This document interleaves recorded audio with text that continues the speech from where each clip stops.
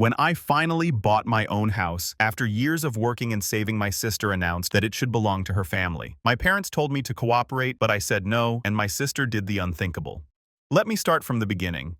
I'm in my late 20s and work in operations management for a medium corporation. It isn't flashy, but it's consistent. Long hours, problem solving, and preventing things from coming apart. That's pretty much how I've spent my entire life as the one who figures it out. In my family, this led to my becoming the responsible one, which essentially meant that no one checked on me since I would be okay. My parents, Gregory and Catherine, always acted as if I was born knowing what I was doing. They assumed that if I struggled, I could manage it. Meanwhile, my little sister Chloe was treated as a precious collection. Dust her off, keep her secure, don't let her feel overwhelmed. Every move she made, no matter how dubious, was lauded as heroic, difficult, or too much for her to bear. I stopped expecting fairness years ago. Anyway, after 5 years of saving every penny for going holidays and working additional hours whenever possible, I eventually purchased a home. Nothing dramatic, simply a 2-bedroom cottage on the outskirts of town. Most people would have turned it down since it required a lot of effort, but I felt I could create something substantial out of it if I was patient. The apartment had ancient paint peeling like thin paper flooring that looked like someone had dragged metal furniture over them for a decade, and a kitchen with cabinetry so bent I could see light through the gaps. But it was mine. No roommates, no landlords, and no shared walls. For the first time, I went into a space and felt relieved, as if the years of eating inexpensive food and maintaining my own car may finally be worth something. Renovating the house became my second full-time job. I'd work a 9-hour shift, come home, change clothes, and tackle whatever problem the house threw at me. I watched the video after the tutorial until my eyes burned. Some evenings I fell asleep on the floor with tools all about me. My shoulders hurt for several weeks. Weekends were reserved for larger jobs like rebuilding the bathroom, removing old flooring, and repairing the sagging deck. My friend Marcus came by to assist with the bigger items. He's been my best buddy since high school and knows enough about my family to understand why I am the way I am. He kept joking that the house would be my evidence of survival after years of playing the supporting role in my own family. His words were not wrong. When I eventually brought my parents to see the development, they seemed proud in that low-key manner folks do when they don't want to make a big deal about anything. My father glanced around and remarked, "You were always handy, son," as if it was evident I could restore an entire house on my own. My mother smiled and thought it was lovely. Not remarkable, not astounding, simply pleasant. They intended well. I know they did. But it felt more like they were marking something off a list. If Chloe had done the same task, they would have hosted a celebration complete with decorations and speeches. Speaking of Chloe, my folks still talk about her wedding as if it were the highlight of the decade. It's been years yet they still talk about it all the time. The colors, the setting, how magnificent it was, how proud they were of their daughter. It wasn't until long later that I discovered how much they paid for it. I never received that kind of enthusiasm or support. When I mentioned that the down payment was difficult for me, my parents stated they wished they could contribute more evenly, but Chloe needed it at the moment. Like need only matters when it's hers. But the reality is, I didn't buy the house to impress anyone. I bought it because I wanted something that couldn't be taken away or changed to fit someone else's tale. Nonetheless, as I stood outside and looked at the home after accomplishing the last of the main tasks, I anticipated to feel a part of something larger. Instead, I felt stable and strong, as if I had finally created something that belonged totally to me. The thing was, I hadn't realized that the others around me didn't perceive it the same way. For me, it was a home. For my family, it was just available. And that distinction is where everything went wrong. I intended the housewarming to be small, 8 or 10 persons at most. Only my family, Marcus, and 2 coworkers assisted me in moving the heavier items. Nothing fancy. I bought a few pizzas, laid up some folding chairs because the living room furniture hadn't come yet, and planned a casual afternoon where folks could see the work I'd done. Chloe arrived 15 minutes early with 12 individuals I did not know. They swarmed through the front entrance as if it were an open event. I hardly had time to digest it before Catherine clapped her hands and stated it was wonderful that Chloe added to the family enthusiasm. I was about to say something when Gregory interrupted me with, "It's family! Stop being weird, Jason. More people means more love." It didn't feel like love. It seemed like siege warfare. Chloe walked in as if she were the host, not me. Her little son Oliver was on her hip, and she quickly let him go about the home. The guests she invited strolled around opening drawers and complimenting items that didn't require them, such as the hallway light switch. Her spouse Gavin came in last. He had the same expression he normally had, chin slightly up, eyes searching the room as if he's assessing a business venture he didn't pay for. He gave a slow nod as if he accepted the plan, which irritated me more than I expected. While everyone settled down, Chloe began making comments that sounded like jokes but did not land as such. Wow, Jason, 3 bedrooms. What exactly are you planning here? A bachelor compound? I mustered a modest smile. She continued going. It's kind of wild. One guy with all this space. What are you going to do? Talk to the walls? Must be nice having no real responsibilities. A few folks cracked a joke. I did not. Gregory jumped in with his own brand of helpful commentary. Well, you do have extra space. Chloe is simply pointing out the obvious. Catherine contributed her own perspective. I always said you'd grow into something like this when you finally settle down. Maybe it'll push you to think long term.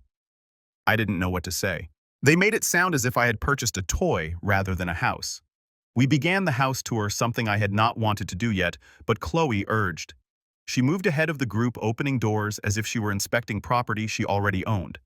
When she entered the first bedroom, she turned to her audience and remarked, "This would be perfect for Oliver. Look at that natural light. He needs sunlight." I blinked, believing she was exaggerating. She was not. Gavin leaned against the doorframe, grinning as if everything made complete sense to him. He answered, "Yeah, I can see this fitting our needs pretty well. Our needs." He stated it as if he had already moved in. Marcus stayed at my side the entire time. He watched the incident develop with a stiff look. He was not mistaken. Chloe continued to treat each area as if she were shopping for a kid. She did not bother to supervise. Oliver was dragging a plastic toy across the wooden floor I spent 3 weekends sanding and sealing. Every scratch caused my stomach to plummet. Nobody stopped him, not even Chloe, who was too preoccupied discussing how she had arranged the furnishings in Oliver's future room. Or by the time we were in the kitchen, one of Chloe's extra visitors had opened the fridge and inquired about the availability of more beverages. I politely requested him to cease searching through my belongings. Instead of apologizing, he smiled and added, "Chloe said this place was basically family property." I stood there wondering whether I had misheard him.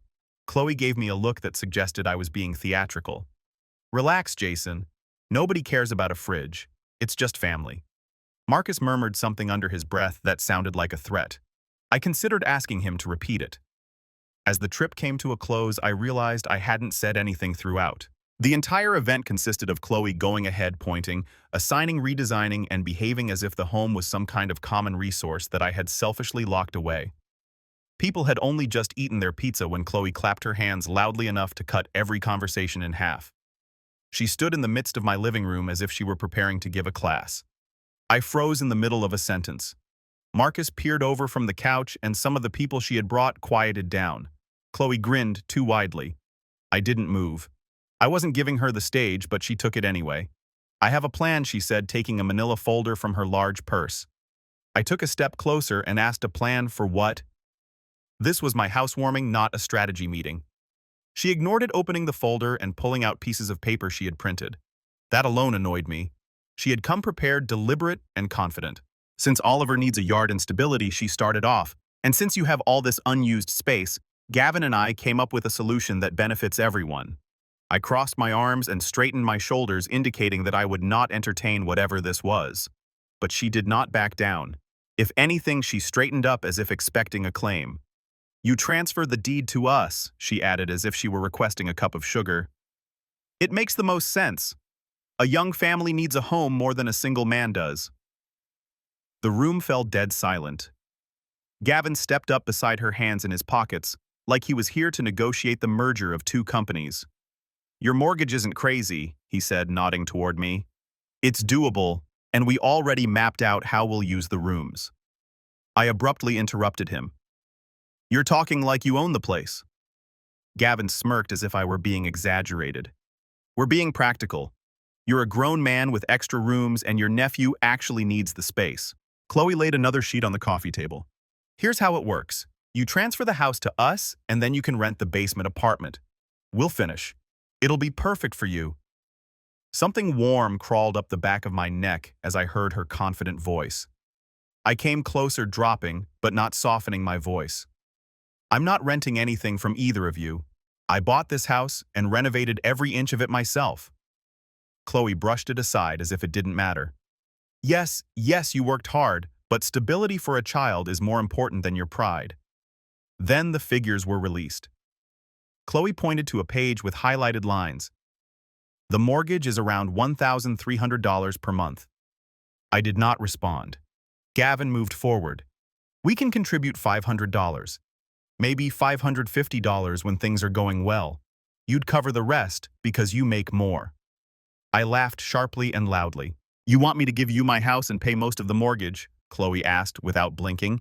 It's not giving, it's helping your family. If you say no, you're choosing money over blood. This time, I didn't hold back. You don't get to guilt-trip me in my own living room. Chloe attempted to maintain eye contact, but mine didn't move. She glanced away first.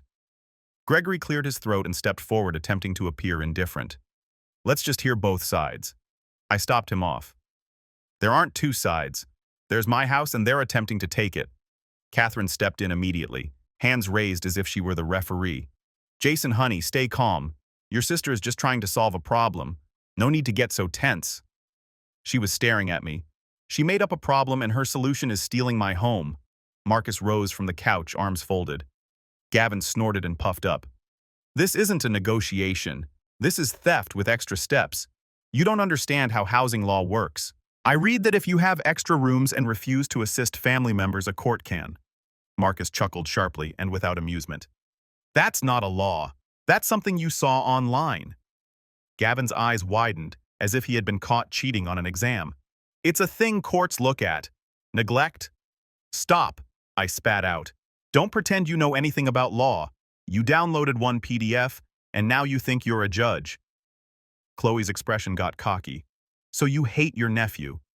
That's what this is. You'd rather have him grow up in an apartment without a yard than support us. You are heartless. And I moved closer, looming above her. Do not use your child as a shield. This is about you desiring something I've earned. The room was silent for a moment. Everyone was waiting to see what I'd do next. Chloe looked around as if she expected someone to back her up. Nobody did. Not even the weird guest she brought in. I pointed to the door. All of you get out now. Chloe gasped like I had smacked her. You're kicking out your own family. Yes was my response before you try stealing anything else. Gavin grumbled something under his breath, but did not dispute. Gregory appeared astonished. Catherine covered her lips, but I didn't mind. Marcus stepped beside me like a wall. I opened the door wider, and one by one they departed. That's when the house stopped feeling safe, and this was merely the beginning. My phone lit up the morning after I kicked everyone out before I even got out of bed. At first, I assumed it was Marcus checking in. No, that was Chloe. A wall of text dominated the screen. Paragraphs, voice notes, screenshots of stuff I never said, and lengthy guilt trips written as if she were auditioning for a theatrical speech. She didn't even attempt to conceal the insults. You're not a real man if you can't help your own family. You only care about money. You're cold and selfish. Oliver deserves better than an uncle like you. She alternated between threatening me sobbing digitally with sad emoticons and lecturing me on what it takes to be a brother. There was no pause between texts, only non-stop alerts. Then Gavin started. His tone was not hostile. It seemed condescending, as if he believed my reaction last night was only a little setback. Let us know when you're ready to have a mature conversation. We can work out the rent terms when you calm down. I'll start looking at contractors for the basement. Don't worry, I'll pick affordable ones. He texted as if he were the owner. I banned his phone number. He located another one and texted me from there. He also gave me a list of proposed modifications that he wanted me to do before they moved in. I did not react to either of them.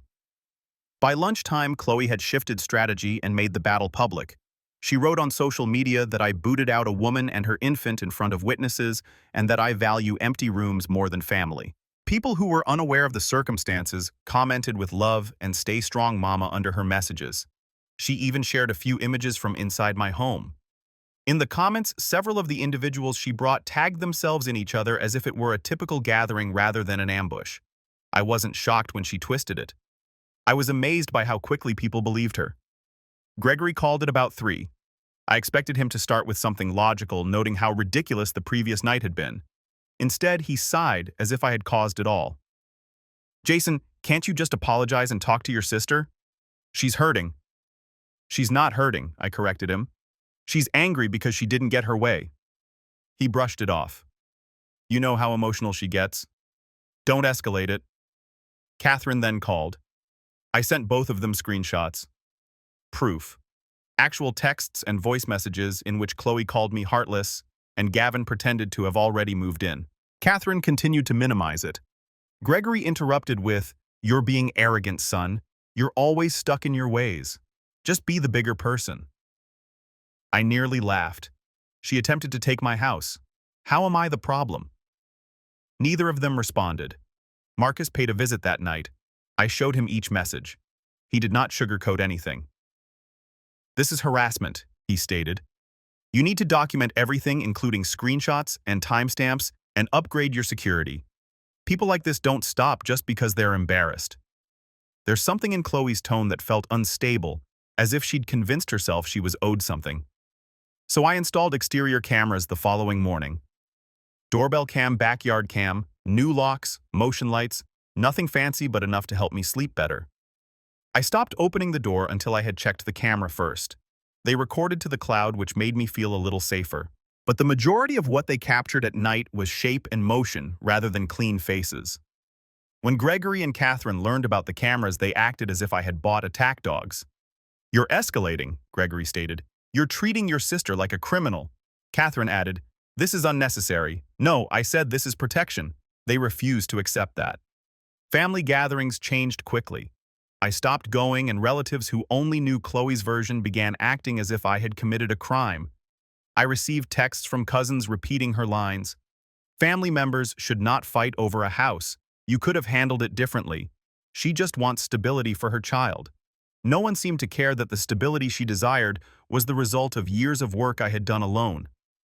Even worse, word spread that I exploded at the party, as if raising my voice in response to someone demanding ownership of my home was an unreasonable reaction. Gavin claimed I threatened him, which never happened. I did not threaten to hurt him. I did not make any violent promises as he had told people. I shut him down and told him to leave. That is it. By the end of the week, it felt like half of my family had transformed into Chloe's echo chamber. Marcus remained consistent, though. Every day, he reminded me to avoid emoji-filled traps and manipulative messages. He advised me to save everything and maintain a calm exterior. "People like them use chaos as leverage," he explained. "Do not give them more." I tried, but each day felt like a new level of disrespect, an accusation, or an attempt to make me feel guilty for not handing over something I built myself. I already had a work trip scheduled for the following week. It should have been a straightforward 2-day conference out of state. Instead, I left with a heavy tension in my chest. As I locked the door behind me, the morning I left, I looked back at my house. For the first time since purchasing it, I did not feel excited or proud when I looked at it. I felt uneasy. Something was approaching and I could feel it. I was halfway through the second day of my business trip when my phone rang with an unknown number. Normally, I ignore them, but something told me to pick up. A calm voice introduced himself as a member of the fire department in my hometown. He gave my address and then said the words I never expected to hear. "There's been a fire at your property." Everything around me vanished for a split second. My laptop screen, the conference room, and the notebook in front of me were gone. My first instinct was not even fear. It was disbelief. I inquired whether they had the wrong address. They did not. I grabbed my bag, informed my supervisor that I had an emergency, and got into my car. The drive back was a blur. I don't even remember the roads. Only the pressure in my chest increased as I got closer to home. Marcus called because one of my neighbors had his phone number after helping me with the deck. "They're saying your place is on fire," he told me. "I'm heading over right now." When I finally arrived at my street, I noticed the flashing lights first. Fire trucks, police cars, a few neighbors standing outside in their jackets, and then I noticed it. My house, or what remained of it. The right side was completely blackened. The windows had been blown out. Smoke was still coming from the roof. My stomach dropped so hard that I felt lightheaded. What hit harder was seeing Gregory and Catherine standing with two officers talking quickly and waving their hands as if they were defending someone. Catherine approached me before I could say anything. "Jason, honey, don't panic. These things happen. These things," I inquired. My voice sounded sharper than I intended. Gregory stepped in quickly. "My house is destroyed. We don't know what caused it yet, so don't go accusing anybody. Fires start accidentally all the time." I had not accused anyone. They were saying it before I had even processed the scene. One of the firefighter investigators approached me. He introduced himself, asked if I was the owner, and began walking me through what they had seen thus far. His tone was professional but firm. They deemed the fire suspicious. The point of origin appeared to be intentional. There were signs that someone had been near the side entrance recently. When they inquired about cameras, I pulled up the clips. The footage showed a figure cutting across the yard's edge toward the side entrance, hood up and head down. Nothing you could positively identify from a grainy nighttime video. The feed then dropped as if the power or router had been disrupted. A few minutes later, the fire started. Then Catherine said, "Remember, our daughter lives nearby. She would never do anything like this."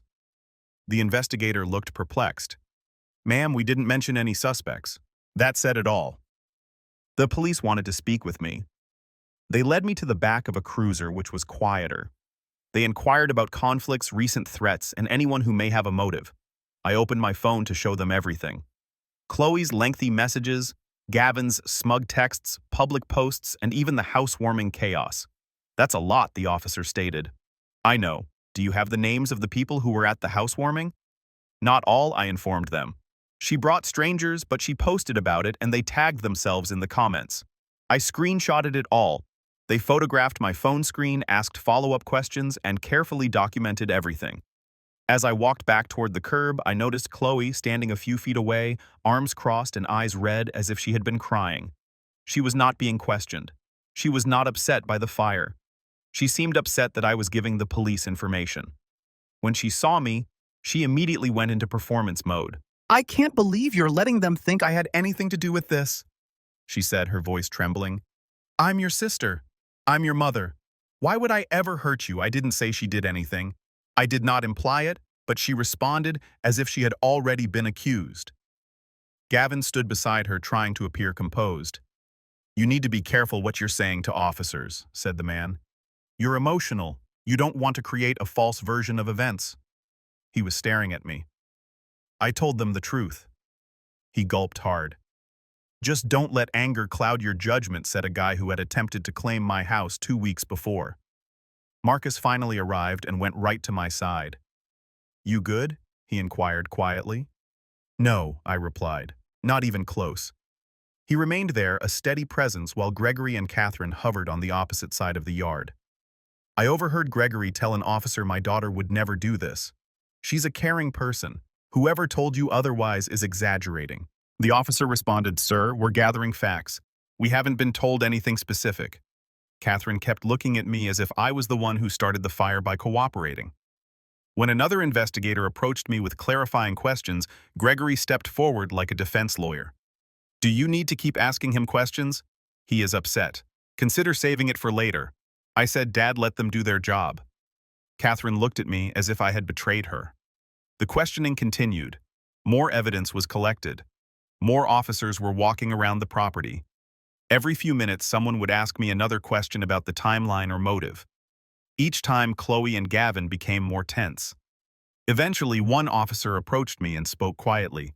"I'm not saying anything officially yet, but the pattern of damage and the timing lines up with someone who knew you weren't home." My teeth were grinding. I didn't say anything. When I looked back at my parents, they were huddled around Chloe as if they were comforting the victim herself. It was obvious by the time the firefighters had cleared the scene and secured the area, the evidence pointed to Chloe, and my parents were not simply refusing to see it. They were already planning their defense. The investigation proceeded faster than anyone expected. A week after the fire, the police called me early in the morning and asked me to come inside. I sat in a small room alongside an investigator and a detective. Both of them appeared serious yet calm. They laid out their findings.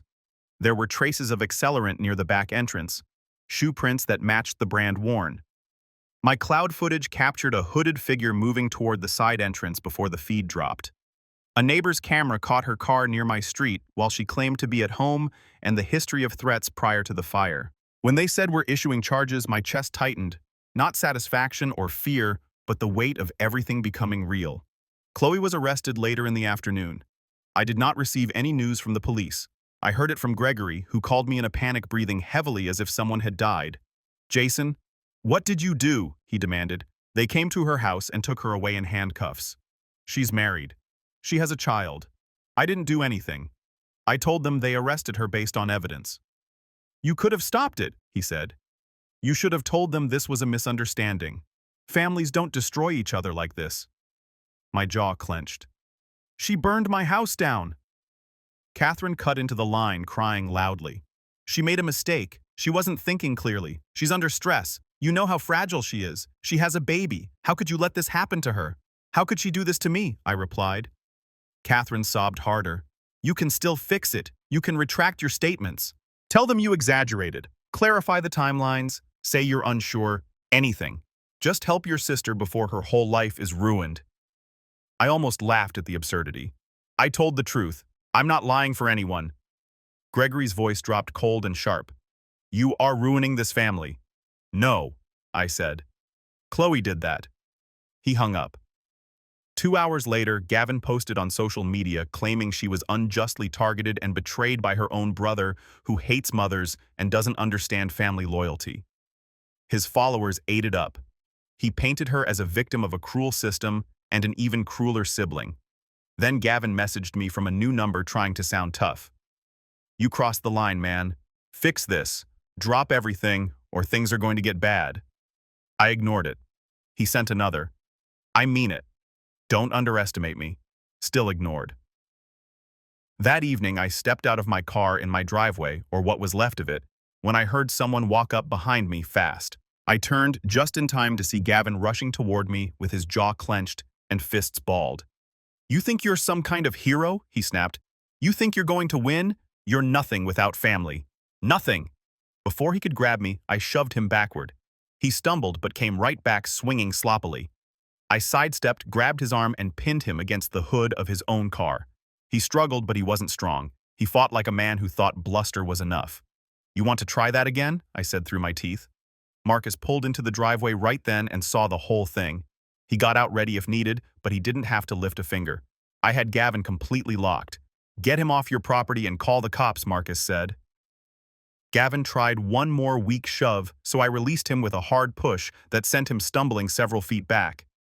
He tripped, caught himself, then pointed at me with a shaking hand. "You'll regret this," he hissed.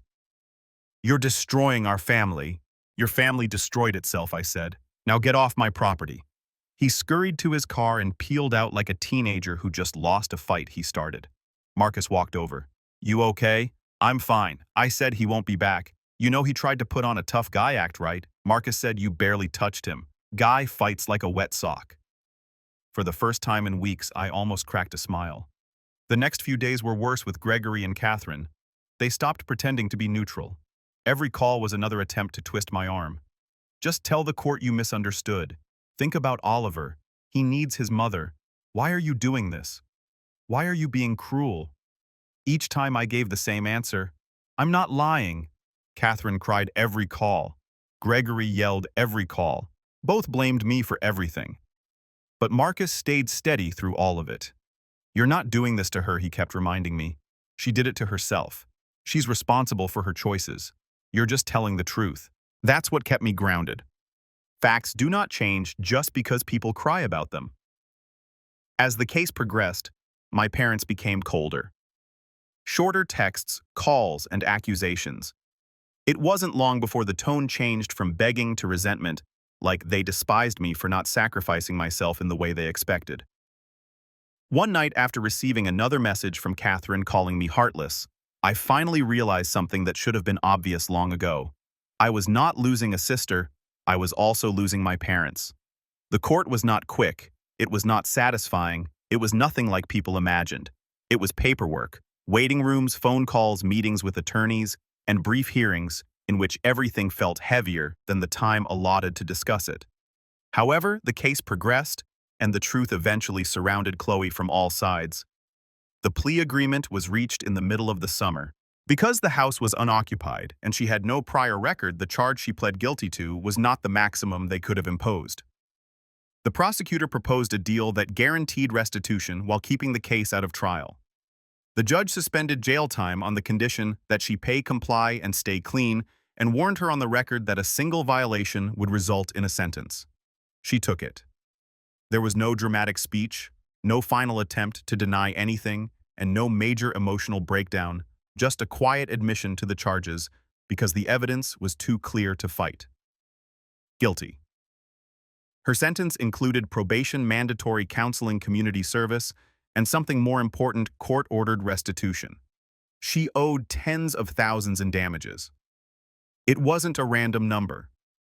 It was related to the fire investigation insurance assessment and the cost of the damage she caused. The restitution was structured as a long-term payment plan that she could not avoid. Wage garnishment, tax return seizure, and financial restrictions. It was the only time the court seemed to recognize what I had lost. In addition, insurance compensated me fairly. They covered temporary housing, personal property losses, structural rebuilding estimates, debris removal, and a portion of the replacement cost for items purchased during renovations. They did not hand me one large check. The initial funding covered temporary housing and immediate losses.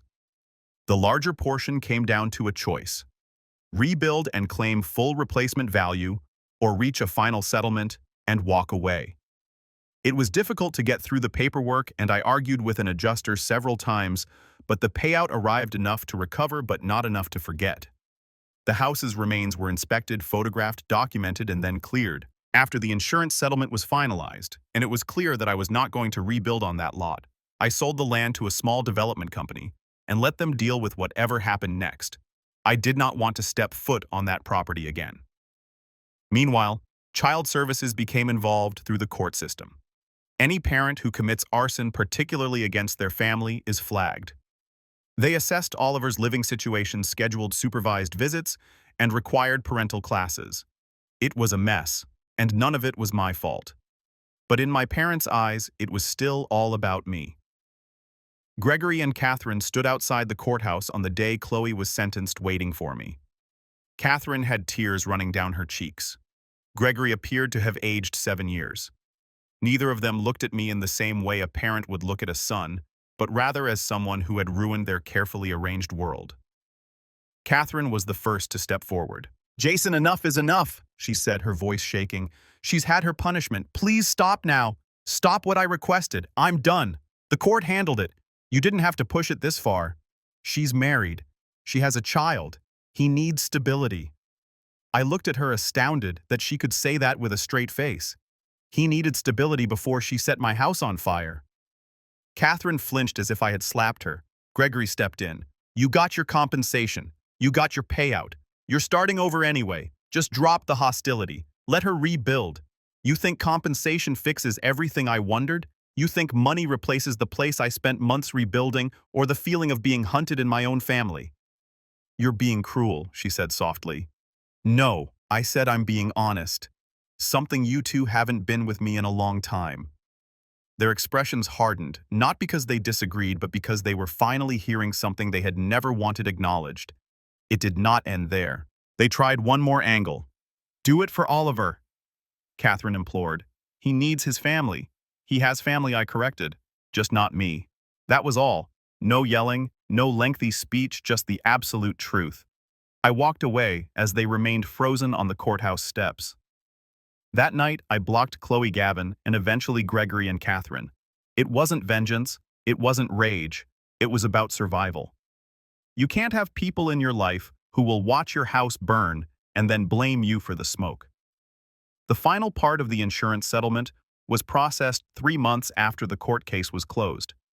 I had enough to rebuild or relocate. I chose neither of those old paths. Instead, I accepted a job offer from a branch of my company located 2 states away. Better pay weather and distance. I packed the little I had left. The fire destroyed most of my belongings, so I moved into a clean, quiet apartment with new walls that did not carry old echoes. Marcus clapped my back as we finished unloading the last box.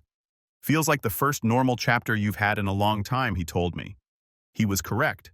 There was no celebration, no victory lap, no dramatic rebirth, just silence. The kind of quiet a man notices after years of tolerating noise. I found my rhythm again. Work, sleep, and small routines centered on my life and no one else's. The first time I cooked in the new kitchen, I didn't consider who might knock on my door or demand something from me. Months later, sitting on my new couch, I recalled something that had stayed with me my entire life. My family always labeled me as strong. People believe that is praise. It is not. Being the strong one was just an excuse to take from me, assuming I'd never break, complain, or require anything in return. I'm no longer their strong one. I am just a man living in peace far away from those who mistook my stability for something they could exploit.